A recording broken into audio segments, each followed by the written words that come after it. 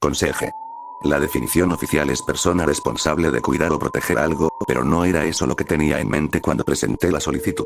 Me imaginaba empujando un cubo de fregar por pasillos vacíos por la noche, cambiando bombillas fluorescentes en habitaciones vacías y realizando tareas sencillas de mantenimiento en bisagras de puertas descoordinadas o grifos que goteaban.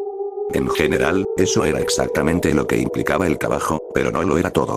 Ni mucho menos.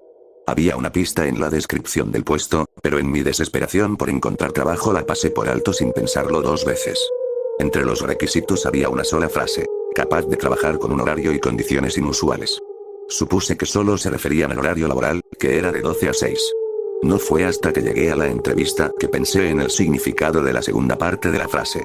El Instituto Cerulean se encontraba al final de un callejón sombrío y sin señalizar, a unos 20 minutos del pueblo.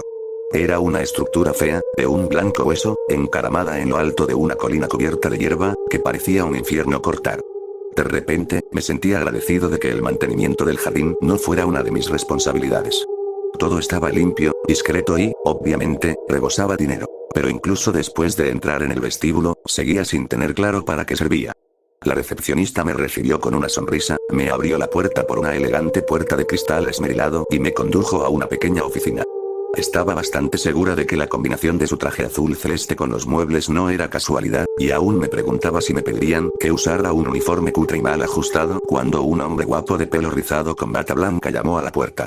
El hombre se presentó como el Dr. Narcy y, según me dijo, el sueño era su pasión.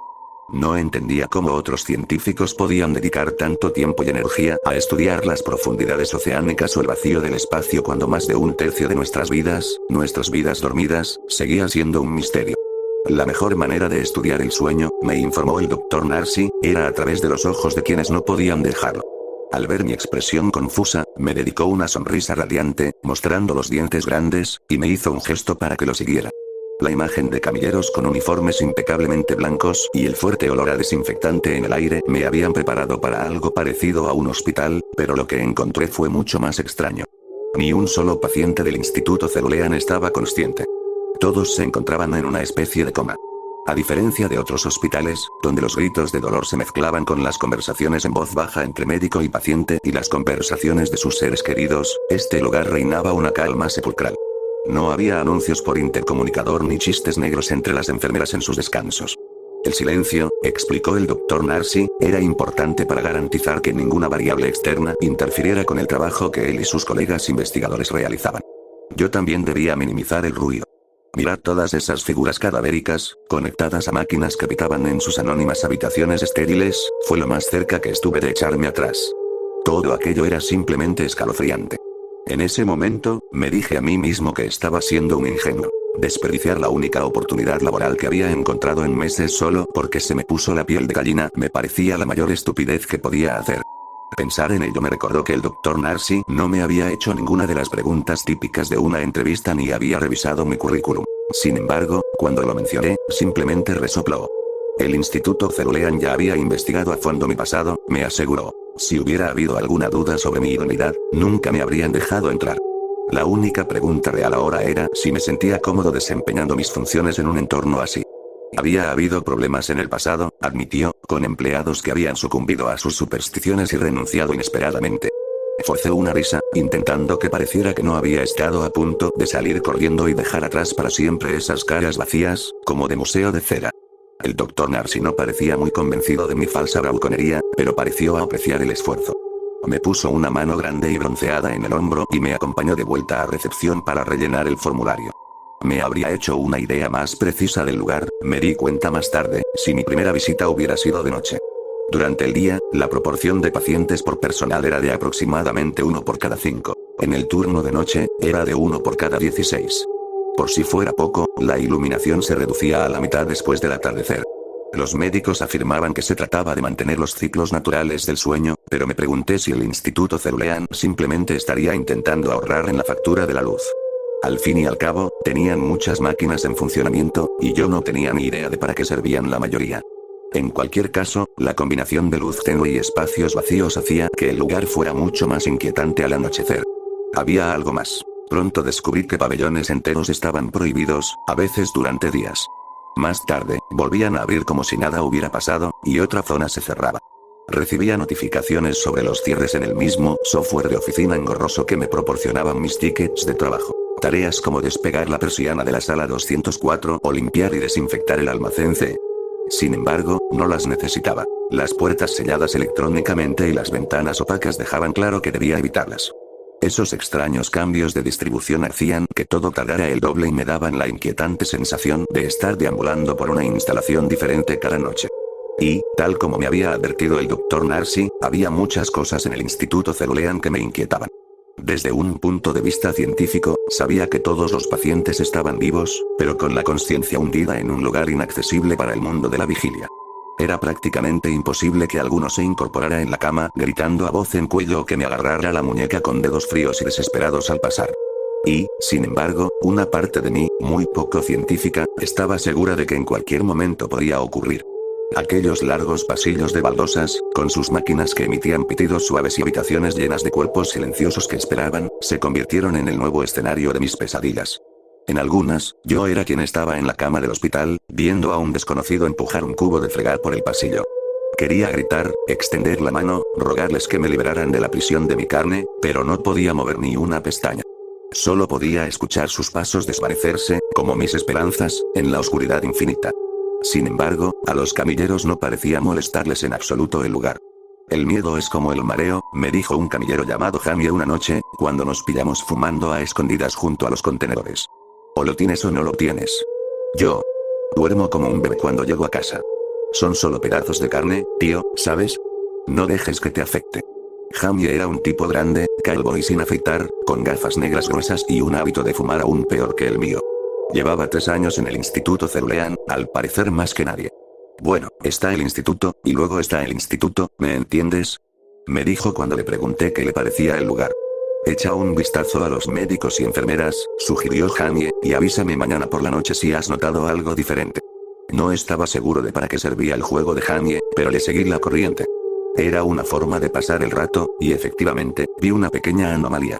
Aproximadamente una cuarta parte del personal llevaba pequeñas tarjetas azules colgadas de un cordón o guardadas en el bolsillo delantero de una bata. Guardaban las tarjetas en lugares visibles. Una forma, supongo, de identificarse entre sí. Si me preguntas qué significa eso, dijo Jamie cuando le informé, mejor no te lo tomes a mal humor. No tengo ni idea. Dio una calada larga y pensativa a su cigarrillo. Supongo que aquí se hacen 2 tipos de investigación. Una oficial y otra, no tan oficial. Me pica la curiosidad. Claro. Pero ¿sabes qué? Este trabajo está bien. El sueldo es decente, no te expones al mal tiempo y levantas mucho peso, y los clientes nunca se quejan. No voy a arriesgarlo todo solo por una picazón. No me fue fácil olvidarme de las alas cerradas y las placas azules. Se entretejían a la perfección en la trama de mis pesadillas. Mentalmente, me encontraba mirando el pasillo hacia una de esas puertas cerradas. Al suspirar y girarme para empujar el carrito de la limpieza, me di cuenta de que el suelo había empezado a inclinarse ligeramente. La puerta se abrió de golpe, revelando solo oscuridad al otro lado. Entonces, las luces comenzaron a apagarse, una a una. Intenté huir, pero nunca fui lo suficientemente rápido. La pendiente se hizo cada vez más pronunciada hasta que, en lugar de correr hacia adelante, caí hacia atrás, engullido por la garganta de azulejos pulidos del Instituto Cerúleo como una pobre criatura marina que se hubiera colado entre las fauces de un rape. Los sueños empeoraban, pero no los tenía todas las noches, y poco a poco fui aceptando la opinión de Jamie. Podría soportar un poco de insomnio si eso era lo que necesitaba para mantener un trabajo tan relajado, incluso en el turno de noche. Las cosas podrían haber seguido así durante años, de no ser por lo que pasó el jueves por la noche. Estaba cambiando una tubería que goteaba en uno de los baños cuando un gemido mecánico y sordo, como la sirena de un tornado, empezó a resonar por las instalaciones. No era la alarma de incendios, que ya había probado. Era otra cosa, otra señal de cuya existencia no me había percatado hasta ese momento. Asomé la cabeza al pasillo. Jamie y otros 2 camilleros ya estaban allí, con la misma confusión que yo, pero una doctora rubia y delgada a la que nunca había visto y una enfermera corrían a toda velocidad. Ambas llevaban tarjetas azules. Los demás nos miramos con incomodidad. Me aclaré la garganta y le pregunté a Jamie si esto había sucedido antes. Nunca, dijo y meneó la cabeza. Le dije al pequeño grupo que iría a recepción. Quizás allí, pensé, podría encontrar alguna pista de lo que estaba pasando. Estaba tan absorto en mis pensamientos que casi me choco de bruces contra la puerta al final del pasillo. Esperaba que se abriera al presionar la palanca, pero no lo hizo. Lo intenté de nuevo, y esta vez no había lugar a dudas. La puerta estaba sellada. Fuera lo que fuese que significara esa alarma, uno de sus efectos había sido confinarnos. Me di cuenta de que solo las personas con las tarjetas azules podían moverse libremente por el instituto. Miré a mi alrededor buscando alguna señal de lo que había cambiado, pero no encontré nada. No olía a humo ni oía la tormenta. Afuera, la noche era negra y silenciosa. Los pacientes seguían durmiendo. ¿Qué esperaba? ¿Que de repente se incorporarían en la cama con la mirada asesina al oír la alarma? La idea me estremeció, pero no parecíamos correr peligro, al menos todavía. Jamie había empezado a rebuscar en todos los armarios y cajones que encontró. Tardé unos minutos en darme cuenta de lo que hacía. Estaba buscando una de las tarjetas azules. Dejé mis herramientas y fui a ayudar. Todo el personal con acceso a las tarjetas las mantenía cerca en todo momento, así que no tenía muchas esperanzas, pero teníamos que intentar algo. ¿Qué más podíamos hacer, aparte de esperar y escuchar ese ruido enloquecedor? Registramos el lugar como espías buscando documentos ocultos, pero sin suerte. Fuera cual fuese el secreto que ocultaban las tarjetas azules, estaba bien escondido. Me apoyé en la barra de la puerta cerrada y suspiré. Y entonces las luces se apagaron. El apagón, si es que lo fue, no duró más que unos segundos desorientadores y aterradores. Muchos de los pacientes estaban con soporte vital, y el Instituto Cerulean contaba con sus propios generadores de emergencia en caso de un incidente como este, o eso me había dicho el Dr. Narcy. Sin embargo, las luces de emergencia eran aún más tenues de lo que estaba acostumbrado, y su color era rojo sangre. Una vez recuperado del susto inicial, me di cuenta de algo. La puerta en la que me apoyaba estaba entreabierta. El circuito debió de romperse justo el tiempo suficiente para que pudiera empujarla. Dudé, pero la abrí aún más. No estaba seguro de que me asustaba tanto. El pasillo del otro lado era idéntico al que yo ocupaba. No había rastro de nadie, ni siquiera de la delgada doctora rubia ni de los camilleros con tarjeta azul. Di unos pasos tentativos hacia adelante, asegurándome de que la puerta no se cerrara de golpe tras de mí. Dudaba que volviera a cerrarse sola desde dentro, pero no había forma de estar seguro. A mitad del pasillo, se me erizaron los pelos de la nuca. Oí, o quizá presentí, movimiento detrás de mí, pero al girarme, el pasillo estaba vacío. Era como si alguien se hubiera colado de una habitación a otra a mis espaldas, ¿pero por qué? Todos los pacientes estaban inconscientes, y cualquier otro empleado del instituto se habría detenido a decir algo. Tenía la garganta seca y las palmas de las manos sudaban, pero no me atreví a volver a investigar. Necesitaba llegar a recepción y averiguar qué pasaba. No dejaba de mirar por encima del hombro mientras caminaba, sin poder quitarme la sensación de que alguien, o algo, estaba allí. Casi había llegado al final del pasillo cuando oí que la puerta que había dejado entreabierta se cerraba de golpe. Está bien, sigue adelante, me dije, y sentí que la confianza se desvanecía al contemplar la escena a la vuelta de la esquina. La delgada doctora rubia yacía en el suelo, con la bata blanca manchada de sangre. Me quedé paralizada, entrecerrando los ojos en la penumbra carmesí. La enfermera estaba desplomada, inmóvil, contra la pared. En cuanto lo vi, supe que no podría seguir caminando por ese pasillo macabro. En cambio, me agaché para recoger la tarjeta azul que se le había caído a la doctora rubia. Más de cerca, vi que le habían cortado la garganta con algún instrumento áspero, quizá un trozo de cristal. Más fragmentos brillaban en el suelo. Retrocedí lentamente. Tenía que avisar a Jamie y a los demás, pero primero tenía que volver con vida. ¿Qué demonios había pasado? ¿Había habido algún tipo de allanamiento en el instituto? Y si era así, ¿por qué? El sonido de un grito agonizante y una pelea me devolvió a la realidad. Venía del alerón trasero, donde había dejado a Jamie y a los demás. Tal como temía, la puerta se había sellado sola, pero pude abrirla de nuevo con la tarjeta del médico. No había rastro de los otros dos enfermeros, pero Jamie estaba allí, con una mano sobre una horrible herida en el cuello y la otra alrededor de un corte en el vientre. Él era el que tenía experiencia médica, no yo, pero incluso yo podía ver que teníamos que encontrar la manera de detener la hemorragia. Abrí de golpe el armario de la habitación más cercana y agarré lo primero que encontré, una sábana, y corrí hacia él. Me di cuenta de que intentaba hablar, pero sus palabras no lograban atravesar la tráquea desgarrada y la sangre que le corría por la garganta. La alarma del techo sonó. Jamie palideció. Sus ojos se desenfocaron. Le fallaron las rodillas cuando intenté bajarlo al suelo. Solo entonces, con la sábana tapándole la herida, pude entender lo que intentaba decir. Detrás de ti. La desconocida calva y descalza llevaba la misma bata azul de hospital que el resto de los pacientes, pero no era sonámbula. Sus ojos estaban abiertos de par en par por la furia y el dolor. Un trozo de cristal roto brillaba entre sus dedos huesudos. Levanté las manos, sabiendo desde el principio que ya era demasiado tarde. Entonces ella dudó. «Usted no es médico», dijo con voz áspera la joven. Su voz era ronca, sus palabras inseguras, como si hubiera hablado durante años. Probablemente tendría 20 y pocos años, pero ya tenía el aspecto pálido y atrofiado que la mayoría de los pacientes del instituto parecían adquirir con el tiempo. Podía ver las marcas del electroencefalograma en su cabeza y la vía intravenosa en su brazo. Debió de quitársela a toda prisa. Solo una desesperación desmesurada podría haberle dado la fuerza para hacer lo que les había hecho a los demás. Señalé mi placa. Soy conserje. Tienes que sacarme de aquí, jadeó. Miré a Jamie, que se desangraba ante mis ojos, y luego al fragmento de cristal en la mano de la chica. Había matado a mi amiga, y quién sabe a cuántas más, pero ahora que había perdido el factor sorpresa, probablemente podría dominarla. ¿No era lo correcto? ¿Abordarla antes de que pudiera lastimar a alguien más y luego llamar a las autoridades? Algo me detuvo. ¿Cómo te llamas?, pregunté. Una expresión vacía cruzó su rostro. No lo recordaba. Llámame Eva, dijo lentamente, y luego bajó el trozo de cristal.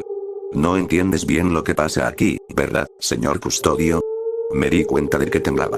Regresé al armario que había abierto de golpe. Había gasa, desinfectante y una manta más gruesa que le envolví sobre los hombros. A la vuelta de la esquina, una puerta se abrió de golpe. Eve abrió los ojos de par en par, asustada. La apresuré hacia el armario abierto, la ayudé a entrar y cerré la puerta. Regresé al pasillo justo a tiempo para ver a la doctora Narcy y a los dos camilleros desaparecidos corriendo por el pasillo. Ambos camilleros portaban pistolas eléctricas, pero la doctora Narcy iba armada con una pistola. ¿Dónde está ella?, jadeó. Le pregunté qué quería decir, agradecida de que el miedo y la confusión en mi rostro fueran genuinos. Una de las pacientes, explicó la doctora Narcy, se había despertado y se había vuelto violenta. Cosas así ya habían sucedido antes, pero esta vez la enfermera de turno había sido tomada por sorpresa.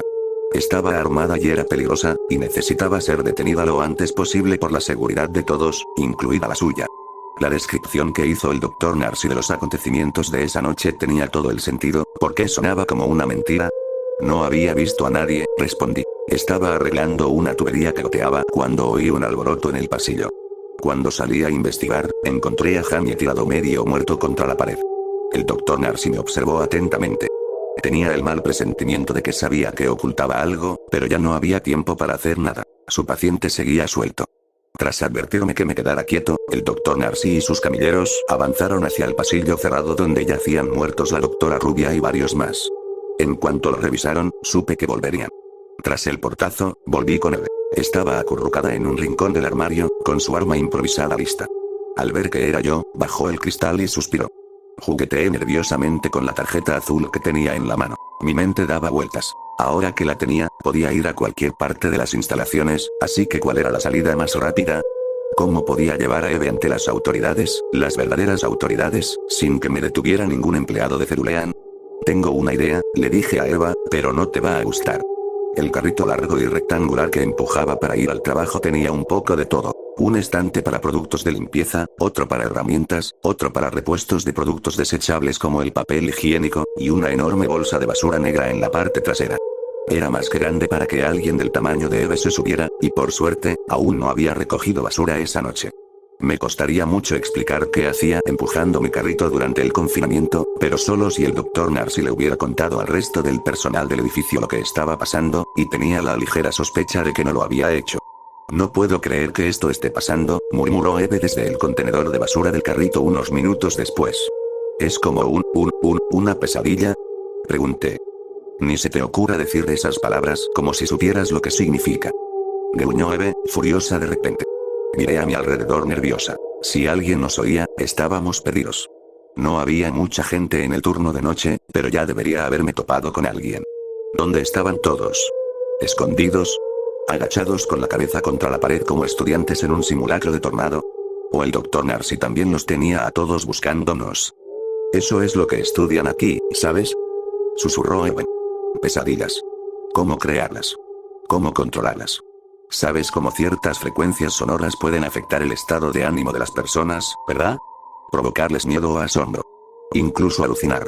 Los investigadores de aquí intentan hacer lo mismo, pero mientras duermes. Dudo que alguna de las personas que ves esté realmente en coma. Al igual que yo, probablemente las mantienen inconscientes con fármacos y las despiertan periódicamente para comprobar su nivel de testosterona. ¿Calificación T? Pregunté.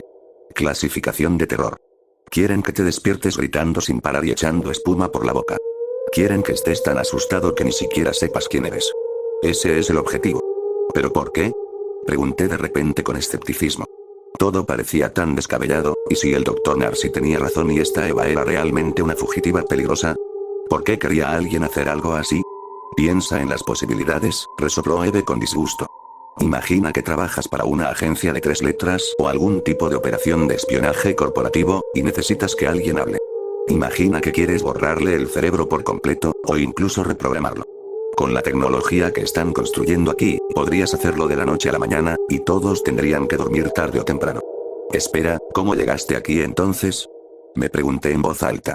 Lo último que recuerdo es que estaba en el coche de mis padres, yendo al dentista para que me sacaran las muelas del juicio. Pero eso fue, ¿cuánto? Hace ya 3 años.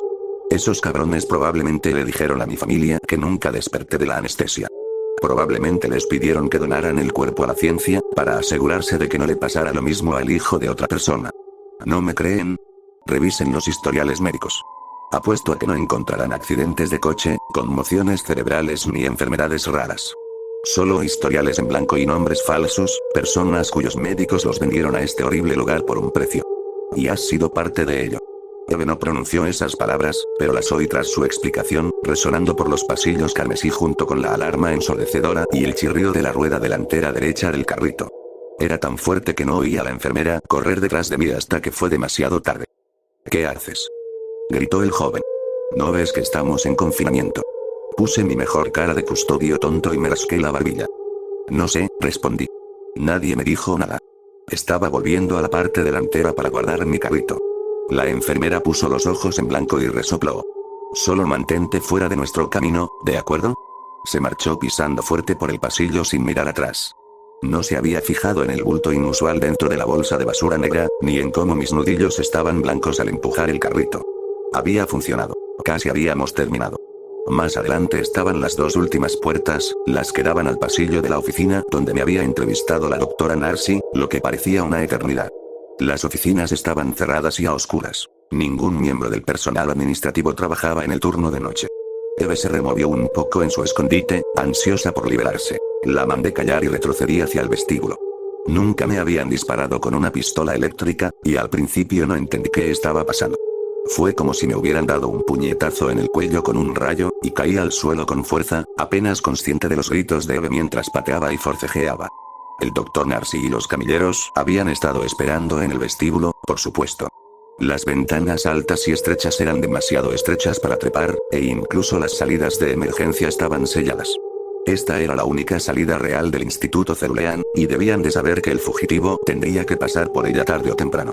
Deberías haber pensado en las cámaras de seguridad antes de mentir, me susurró el Dr. Narcy al oído, mientras los camilleros se esforzaban por sujetarme las manos a la espalda. Pero ya es demasiado tarde.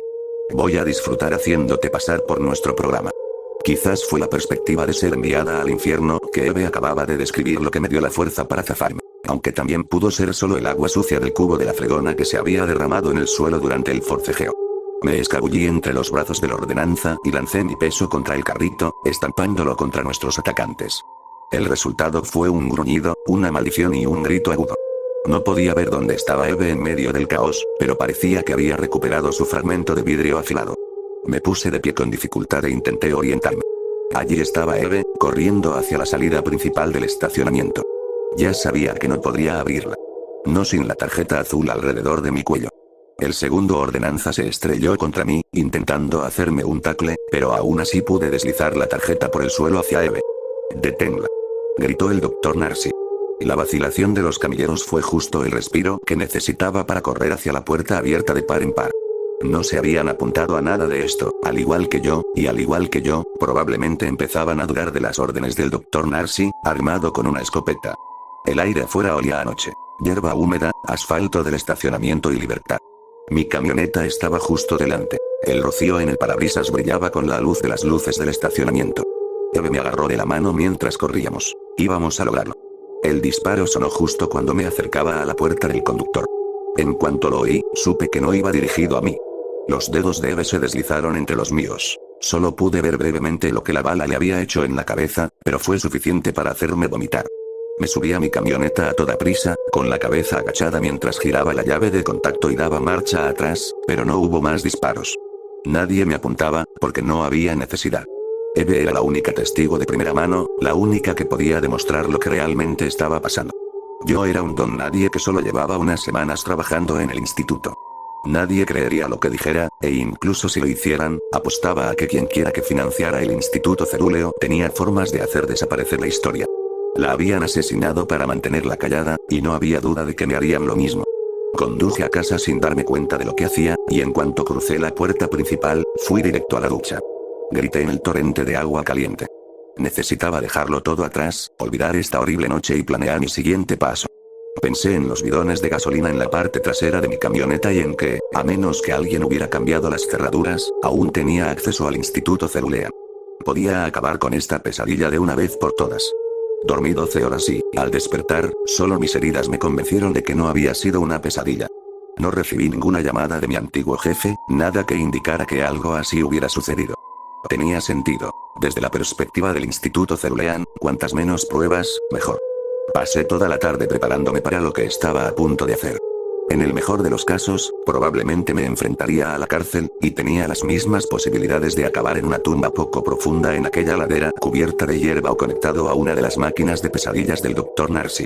Aún así, no podía pasarme el resto de mi vida mirando por encima del hombro. Tenía que actuar, sin importar lo terribles que fueran las consecuencias. Se lo debía a Eve. Mi aplicación de mapas me mostró que había un campo de golf al otro lado del bosque que rodeaba el Instituto Cerulea. Llegué allí una hora antes del anochecer y aparqué en un lugar apartado que esperaba que estuviera cerca de mi destino. Había olvidado lo desorientador que podía ser caminar por un bosque sin senderos. Incluso seguir recto era un desafío. Sin embargo, al anochecer, llegué a la ladera sur de la colina. Me agaché entre la maleza, observando, pero algo estaba mal. Las ventanas del Instituto Cerulean estaban oscuras y no había ni un solo coche en el aparcamiento. Con un nudo en el estómago, dejé de lado toda precaución y corrí hacia la entrada principal. La puerta se abrió fácilmente con mi tarjeta, pero no había nadie en recepción. Las oficinas también estaban vacías. Desde el equipo extraño hasta los pacientes víctimas de trata, toda la instalación había sido demolida. Demolerla ahora solo crearía una pequeña molestia para una compañía de seguros. El Dr. Narcy y sus patrocinadores lo habían trasladado todo de la noche a la mañana, pero su experimento no había terminado. En otro lugar, bajo otro nombre, sé que el Instituto Cerúleo sigue con su investigación retorcida.